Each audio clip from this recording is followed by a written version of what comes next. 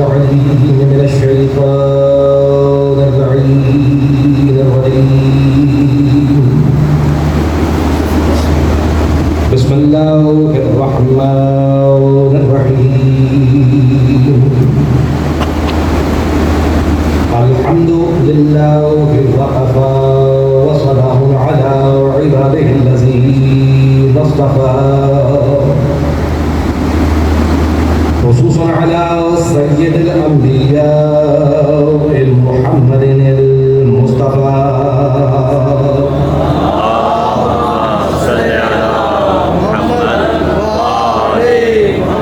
المركب بالياسين والطاعة وعلى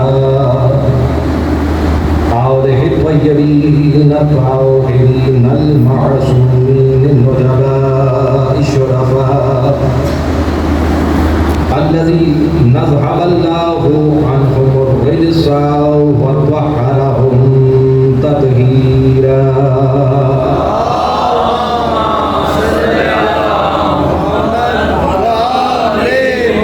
ونحن اللائمة على الملعون من يومنا وهذا إلى قيام يوم الجزاء. أما بعد، فقد قال الله سبحانه وتعالى في كتابه المبين: بسم الله الرحمن الرحيم. ويسألونك ماذا ينفقون قل العفو. صلوات محمد.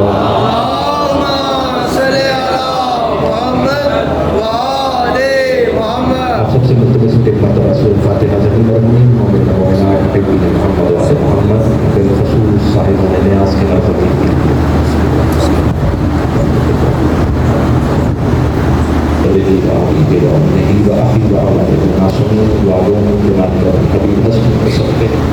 صاحبان نسل اور مرید کی آواز سال کرتے ہیں قبول و منظور فرما، کو عالی و مدالی فرما. لیکن جتنے بھی مومن مومنات محبین محمد والے محمد اس تاریخ خالی سے انتقال کر رہے ہیں، بالخصوص حاضرین محفل کے مرتبے کے مالک درجات کو بلند فرما، شفاعت محمد والے محمد سے بہترمند فرما. حاضرین محفل کی بھی دعائیں جو بھی حاجات اپنے دل میں لی ہوئی مالک اپنے حبیب حسنیوں کا واسطہ سب کے دلی حوائج کو اپنے بارگاہ میں قبول و منظور فرما. ہمارے دلوں میں ولائے محمد والے محمد زیادہ فرما. حقیقی معنی میں شیعہ حسن عاشری اور صحیح معنی میں منتظر امام علیہ السلام بننے کی توفیق عطا فرما. ہمارے والد سے حقیقی کے ظہور میں تعجیل فرما. ان سب دعاؤں کی مقبولیت کے لیے ایک مرتبہ بلند کر صلوات. اللہم صلی علی محمد وآل محمد. سادات اعظام مومنین کرام، ایک مرتبہ پہ صلوات.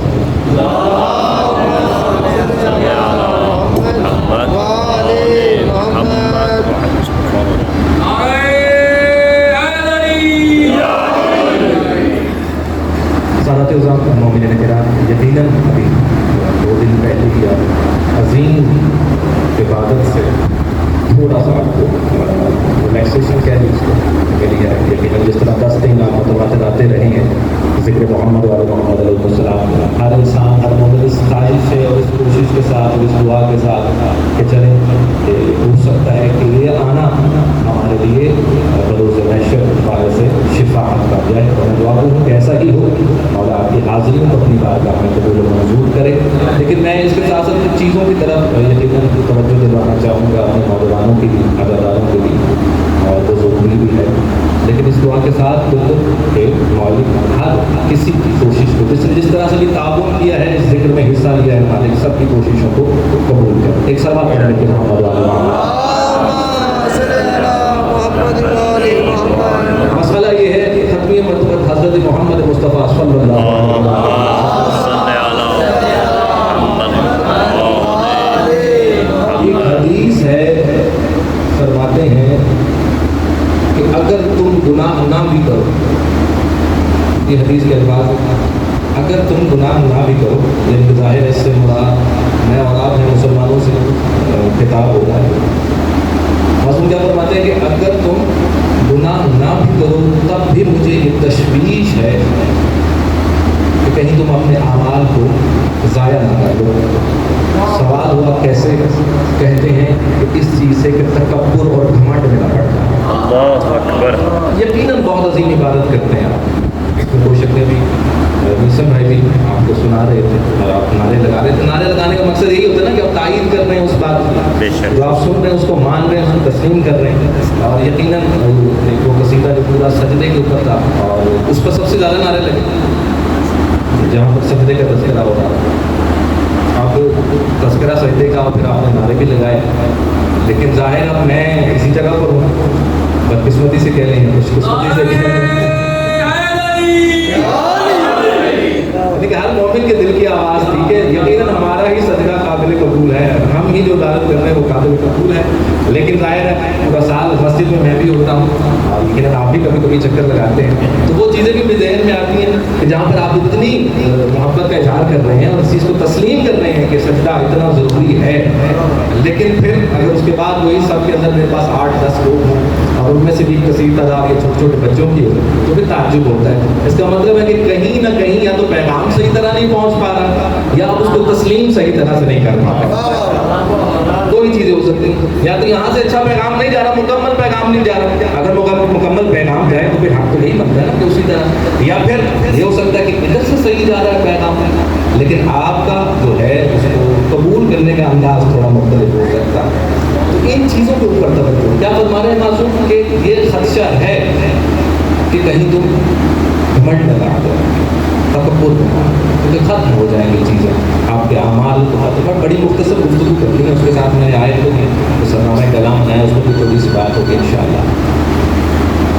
अच्छा, घमंड कैसे कर लेते हैं पता भी नहीं चलता, ये है ही ऐसी चीज़ और आप तो ज़ाहिर इस माशरे का हिस्सा हैं, आप देखते हैं।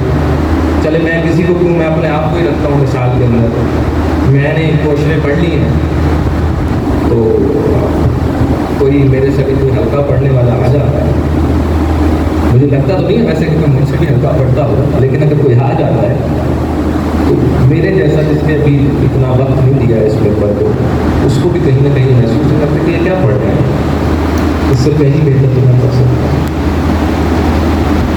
आपके माध्यमिक हलकों के अंदर या हमारी मस्जिदों के अंदर कोई नया नमाजी आ जाए या नया आ जाए, वो जो पुराने वाला नमाजी है वो ये कहीं ना कहीं चाहता है कि ये नया आने वाला रोज़ मुझे आके सलाम जरूर करे, क्योंकि I am the most senior, मैं इससे ज़्यादा सीनियर। उसी तरह आप अपने हल्के में भी देखते हैं, ठीक है, मातम करने वाला जो मातमी है वो नए आने वालों को उतना अहम और उतना बुलंद नहीं समझता, क्योंकि उसको कहीं ना कहीं ये लगता है कि मैंने ज़्यादा वक्त सर्व कर दिया, ज़्यादा वक्त सर्व किया। मैं ये समझता हूँ मैंने मस्जिद में ज़्यादा वक्त सर्व कर दिया।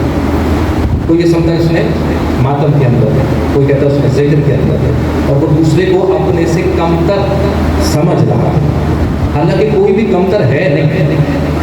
मैंने तकरीबन 8 मुहर्रम या 9 मुहर्रम को मौला अली अलैहिस्सलाम की समीज़ को तो मौला फरमाते कलील तो कुछ है ही नहीं, यही है ना कि मेरे से कम इबादत की। मौला कहते हैं वो कलील हो ही नहीं सकता जो कबूल हो जाए। तो आपको क्या पता कि किसी का कबूल हुआ है या नहीं हुआ, या उसका कलील कबूल है कि नहीं, या आपका कसीर इम्कान खास तक। तो इन चीज़ों को आपने अपने जहनों से निकाला, क्या वो ख़ास तौर पर ज़िक्र हुसैन, मातम की सफ़र, इस तरह की चीज़ें, दर्जा बंदी यहाँ पर ठीक है, लेकिन वो निगाह इमामत के अंदर होनी चाहिए। अब मैं छोटा सा यहाँ पे वाक़या बताता जाऊँ, शायद अपनी बात समझा पाऊँ उस तरह से। जनाब ईसा का दौर है और एक नौजवान बिल्कुल गुजर रहा है ना गली से और गुनगुनाते हुए गुजरा, यही रिवायत के अल्फाज है कि गुनगुनाते हुए गुजरा। उस वक्त का जो भी होगा वो गुनगुना रहा था।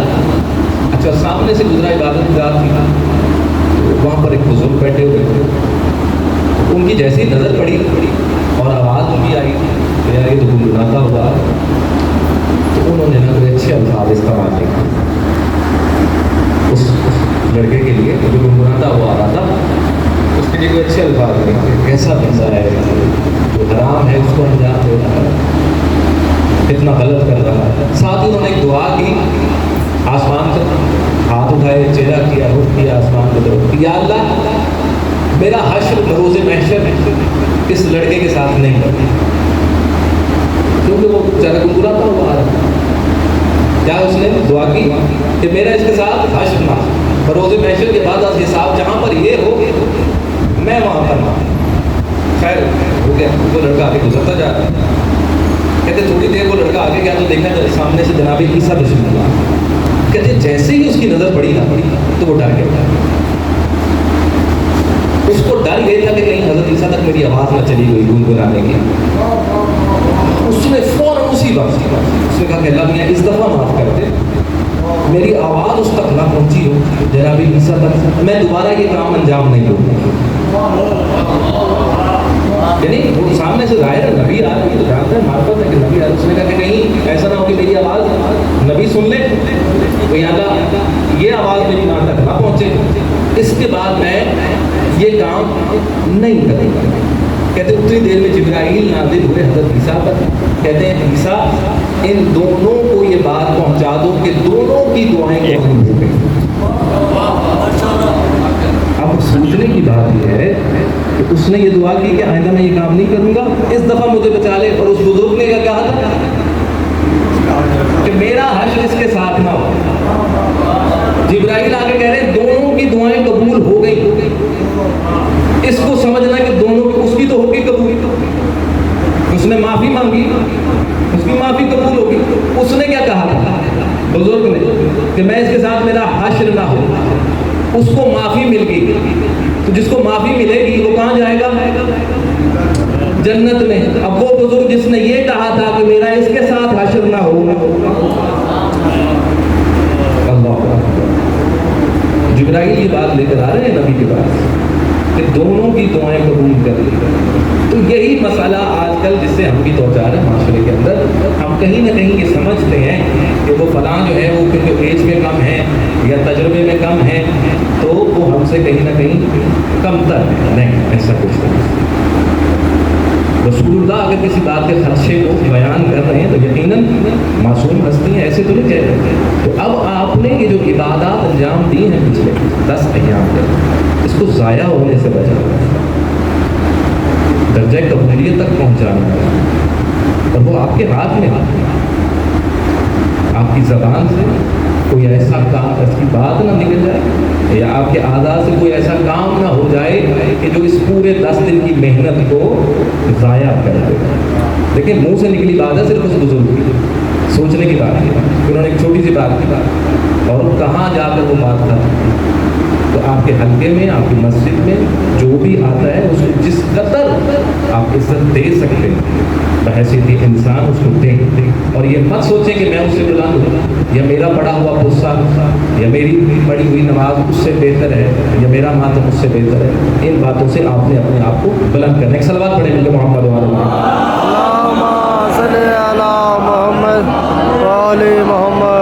सूरह बकरा की 219वीं आयत, उसका एक जुज़ है जिसको मैंने सरनामा कराया। इरशाद रब्बानी है बिस्मिल्लाहिर्रहमानिर्रहीम व यसअलूनका माज़ा युनफ़िक़ून। ए रसूल ये आपसे सवाल करते हैं माज़ा युनफ़िक़ून, हम क्या खर्च करते हैं। ठीक है, लोग आते होंगे रसूल पाक के पास और वो क्या सवाल करते हैं कि हम क्या खर्च करें अल्लाह की राह में कि बरगुज़ीदा हो जाएं, हम क्या खर्च करें कि हम अल्लाह के करीब हो जाएं या उसकी नज़र में महबूब बन जाएं या सही मानों में तो कबूल हो जाए, कुछ बताएं। तो आयत आगे बढ़ के बताती है माज़ा युनफ़िक़ून, ये पूछते हैं, सवाल करते हैं क्या खर्च करें। क़ुलिल अफ़्व, आप इनसे कह दें अफ़्व, ऐन फे वाव, माफ़ करना, इसको खर्च करना। बड़ी अजीब बात है। लोग सवाल कर रहे हैं कि हम खर्च क्या करें। रसूल क्या जवाब दे रहे हैं कि अगर खर्च करना है तो अफ़्व, माफ़ी को खर्च करो जितना ज़्यादा हो सके। ये कुरान की आयत का तर्जुमा है। घबरा रहे सलवात पढ़े लोग मोहम्मद वाले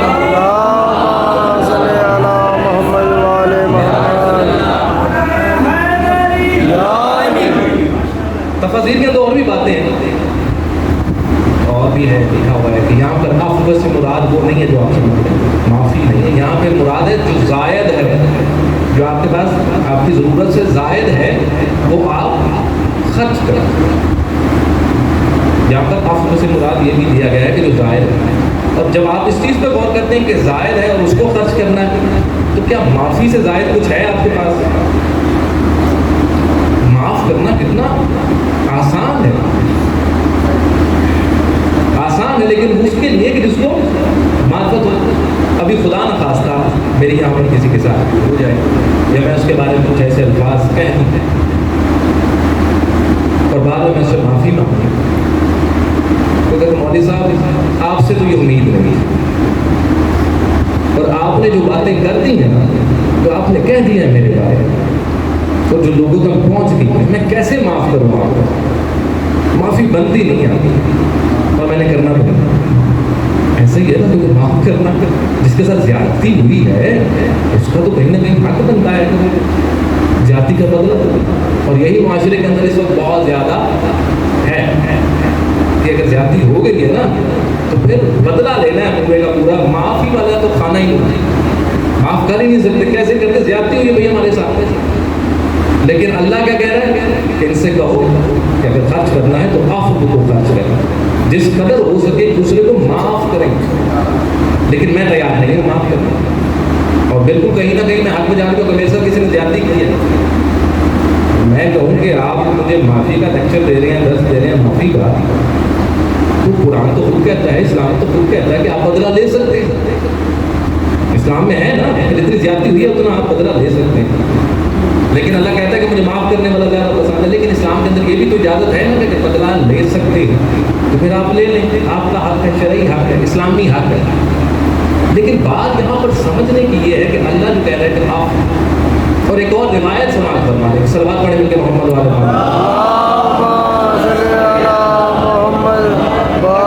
معاف کرنا. معاشرے کو سمجھ آئے کہ معاف کرنے کا کیا ہے.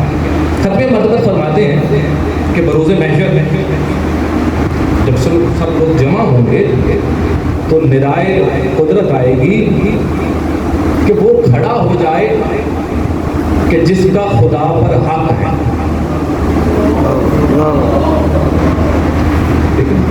جس کے اوپر خدا کا حق ہے، کس چیز کا؟ اجر کا. جیسے آپ مسائل میں تو سنتے ہیں نا مولانا صاحب، یا میں بھی کبھی کبھی عرض کرتا ہوں اجر کو مال اللہ، یہ اللہ، یہ اجر جو ہے کس کے اوپر ہے؟ اللہ کے اوپر. جب آپ کریا کرتے ہیں ہوتے ہیں تو اکثر آپ مسائل میں سنتے ہیں کہ اجر کو مال اللہ، آپ کا یہ والا اجر کس کے اوپر؟ اللہ کے اوپر. تو کہتے ہیں کیا آواز آئے گی کہ وہ کھڑے ہو جائیں کہ جن کا خدا کے اوپر کوئی حق ہے یا اجر ہے. آگے بڑھتی ہے بات، کہتے کوئی بھی کھڑا نہیں ہوگا. میں تو آپ کو یہاں کہہ دیتا ہوں، یہاں آپ کہیں مجلس میں جائیں تو وہاں پہ تو مولوی صاحب کہہ دیتے ہیں اجر کو مال اللہ، اور کہیں نہ کہیں ذہن میں آ بھی جاتا ہے کہ ہو سکتا ہے اللہ پہ اجر، کیونکہ اس کا وہ کہتے ہیں کہ اس کا اجر تو دے نہیں سکتا کہ اللہ کے اوپر ہی اجر. غم حسین میں رونا، اس کا اجر اللہ کے اوپر. لیکن روایت کیا بتا رہی ہے، حدیث کیا بتا رہی ہے کہ جب ندائے ربانی آئے گی تو جب وہ کہے گا کہ جس کا میرے پہ کوئی اجر ہے وہ کھڑا ہو جائے، تو کوئی بھی کھڑا نہیں ہوگا الا سوائے اس کے کہ جس نے کسی کو معاف کیا ہوگا. ماشاء اللہ،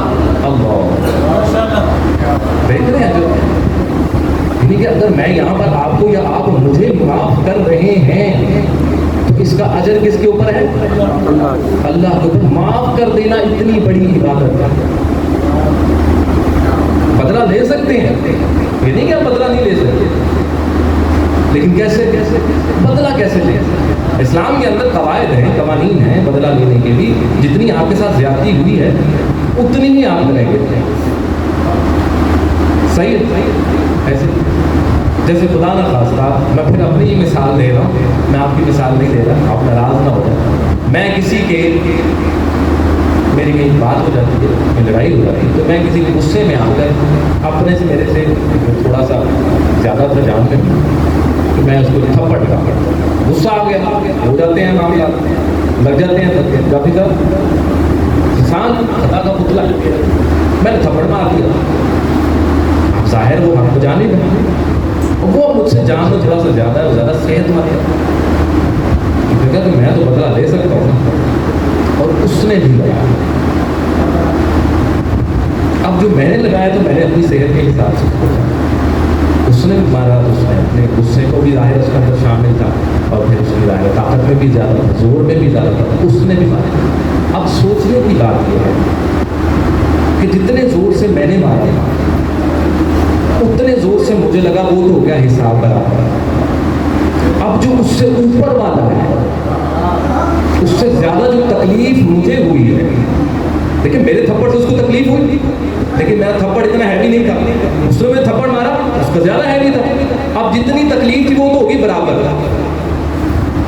اور جو باقی ہے اب وہ اس کا ذمہ دار ہے. لیکن حق تو یہی ہے نا, قانون شریعت تو یہی ہے کہ جتنی تکلیف پہنچائی اتنی ہی اگلے کو دی جائے, تو پھر حساب برابر ہوگا. اب جب یہاں پر ہم ایک دوسرے کا برابر تھے ہی نہیں تو حساب کیسے برابر ہوگا؟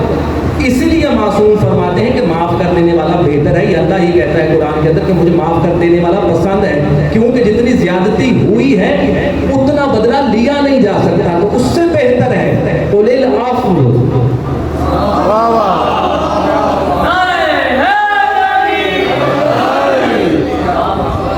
معاف کیا جائے. معاشرے کے اندر اس کی بہت زیادہ ضرورت ہے. اس لیے تو کہا کہ جب آپ سے سوال ہو کیا خرچ کریں, اور معافی یا معاف کر دینا یہ دوسرے کے لیے آپ سمجھتے ہیں نا, باتوں کا کوئی یاد آتا ہے اور کہیں نہ کہیں خیال دل میں یہ ہوتا ہے کہ جب تک میں معاف نہیں کروں گا, ظاہر اس بیچارے کی تو جان اٹکی رہے گی. لیکن ایک اور روایت, اور یہ روایت ہے جناب امیر المؤمنین علی ابن ابی طالب علیہ السلام.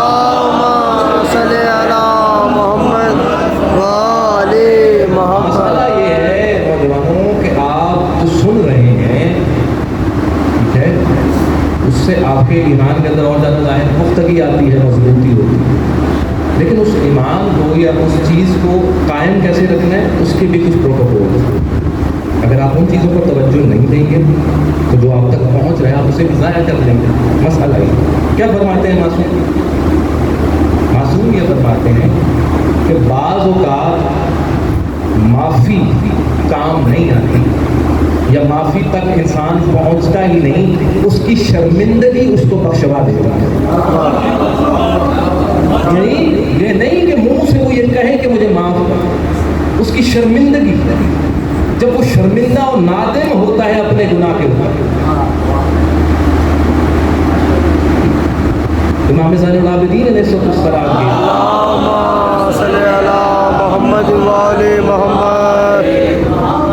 مفاتیح الجنان کے اندر بھی پہلی جو 5 دعائیں ہیں اس کے اندر ایک دعا ہے, اور اس میں بھی پڑھتے پڑھتے بات یہاں تک آتی ہے کہ مالک کہ میں نادم ہوں, میں شرمندہ ہوں, اور اللہ اسی ندامت اور شرمندگی پہ ابھی یہ نہیں کہا کہ مجھے معاف فرما دے, لیکن وہ کتنا محبت کرنے والا ہے کہ جب اس کو لگتا ہے کہ کوئی سر کے دل سے شرمندہ ہو گیا وہ اس کو معاف کر دیتا ہے.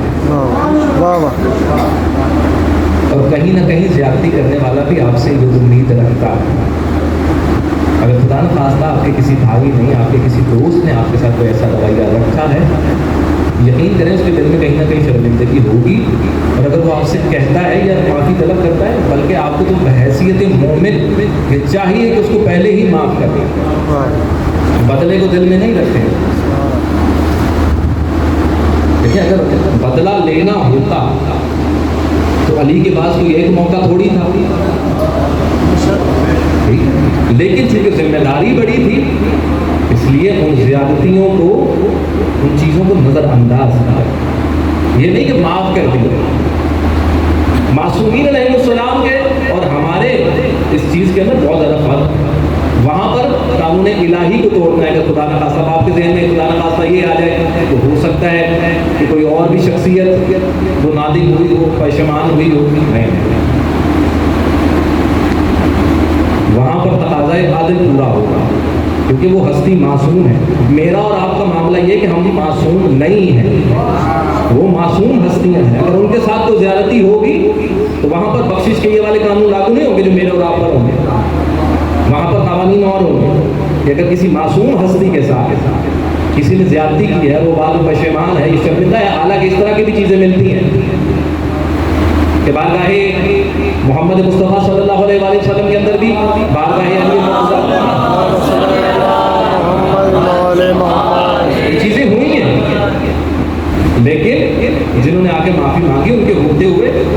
मालिक ने मासूम ने उनको माफ़ फरमाया। यानी कि वो वाक़यात आप भूले तो नहीं है ना कि वो बदबू आया था और उसने रसूलुल्लाह सल्लल्लाहु अलैहि वसल्लम के साथ गुस्ताखी की, या एक और शख्स आया इसी तरह उसने गुस्ताखी की, तो आपने उनको माफ़ फरमाया।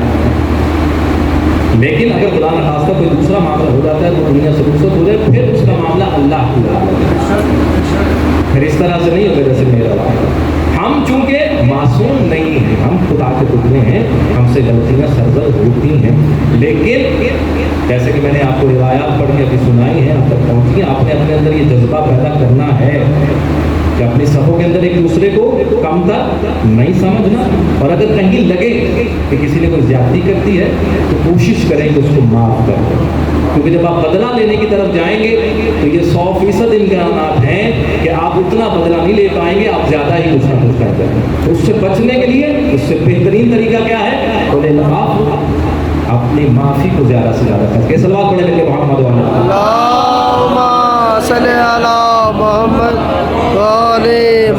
को तमाम करना इस पैगाम के साथ कि जो भी मोमिन वज़ादार है उसके अंदर दर्जाए अफ़्व उतना बुलंद होना चाहिए, उसके अंदर माफ़ कर देने की सलाहियत उतनी ज़्यादा होनी चाहिए एक आम मुसलमान में और एक उस शख्स में कि जो मोहम्मद वाले मोहम्मद अलैहिस्सलाम का पैरोकार है।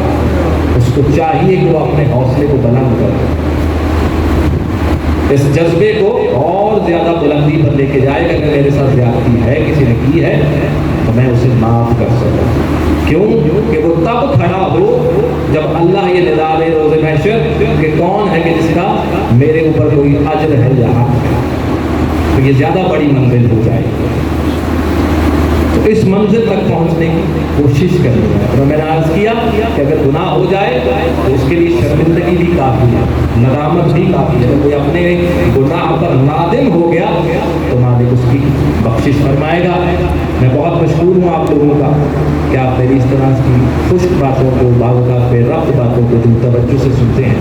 मालिक आपकी तमाम तरतीबी दुनियावी हालात को पूरा फरमाए, आपको सिवाय गम शफी को हम न दे।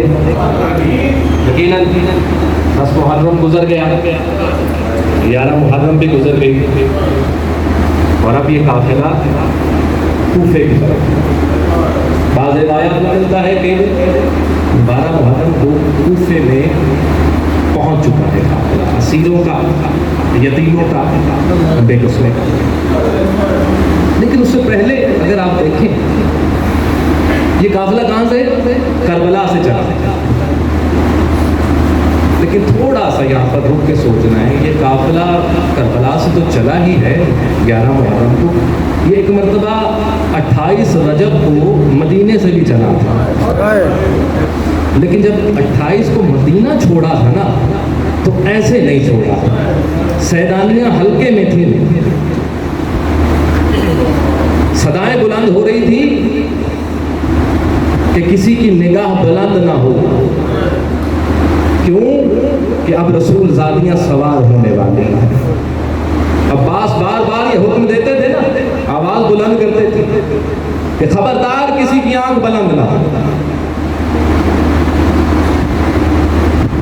मुहज़्ज़रात इस्मत जो इस वक्त सवार है, लेकिन अल्लाह जाने 11 मुहर्रम को ये बीबियाँ कैसे सवार हुई होंगी बेकजावा ऊँटों पर। मैं बस एक रिवायत और उसके बाद इजाज़त। बीबी उम्मे हबीबा है कनीज़े मौला अली अलैहिस्सलाम।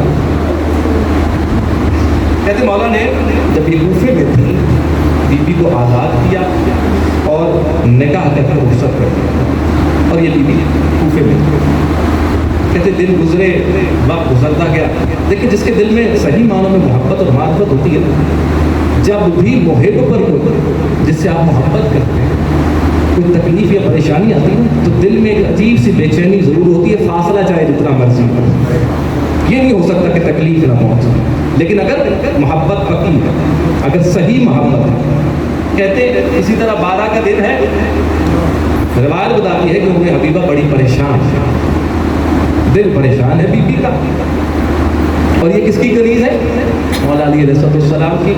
और दुआए अली से इस मकाम पर आई कि खुद भी साहिब कनीज़ है, कनीज़ों के झुरमट में बैठी है बीबी कूफे के अंदर, اور پریشان، دل پریشان ہے بیوی کا. کہتے کہ اچانک باہر سے بازار سے کچھ شور کی آوازیں آئیں. اب یہ جو بیوی ہے نا، اس نے اپنی کنیزوں میں سے ایک کنیز کو حکم دیا کہ جاؤ باہر دیکھو، میرا دل پہلے بھی پریشان ہے، یہ گلی میں یہ باہر شور کس بات.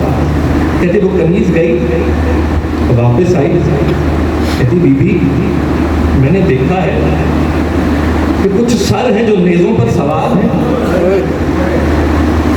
کچھ سر ہیں جو نیزوں پر ہیں، اور کچھ بیویاں ہیں جو بے مکنہ چادر ہیں، بے گجاوا اونٹوں پر بیٹھی ہیں.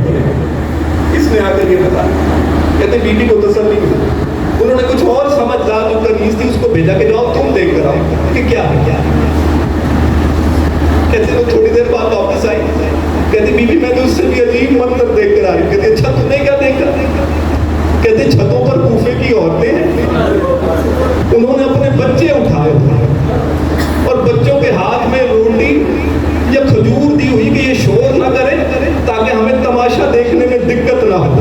اللہ اکبر. یہ روایت کے لفظ ہے کہ بچوں کو کچھ کھانے پینے کی چیزیں دی ہیں تاکہ یہ مغل نہ ہو، یہ شور نہ کرے اور ہم آرام سے تماشا دیکھیں. کہتے اسی میں کیا دیکھتی ہوں کہ وہ جو بیویاں جو بے کجاوا اونٹوں پہ وہاں پر ایک چھوٹی سی بچی ہے. اس نے جب دیکھا نا بچوں کے ہاتھوں میں روٹی، اس نے اپنے ساتھ والی کسی بیوی سے بھوک کا شکوہ کیا. کہتے جب یہ آواز کسی عورت کے کان میں گئی نا تو اس نے وہ روٹی کا ٹکڑا، وہ قورمہ تھا، یہ کچھ بھی تھا، کہتے اس بیوی کو دیا. کہتے جیسے اس بیوی نے دیکھا نا اس بچی کے ہاتھ میں، اس نے اسی وقت اسے چھینا اور عورتوں کی طرف واپس پلٹا کر کہتی تم نہیں جانتے کہ صدقہ ہم پر حرام ہے.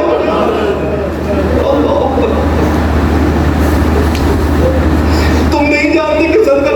کہتے یہ کون لوگ ہیں جن کی تو بات کر رہی ہے. حبیبہ کہتی یہ کون لوگ ہیں سوائے اس پوری دنیا میں آل محمد کے کوئی اور نہیں ہے کہ جس پر صدقہ حرام ہو. جب یہ سنا نا کہ صدقہ حرام ہے، تڑپ کر بی بی باہر گئی.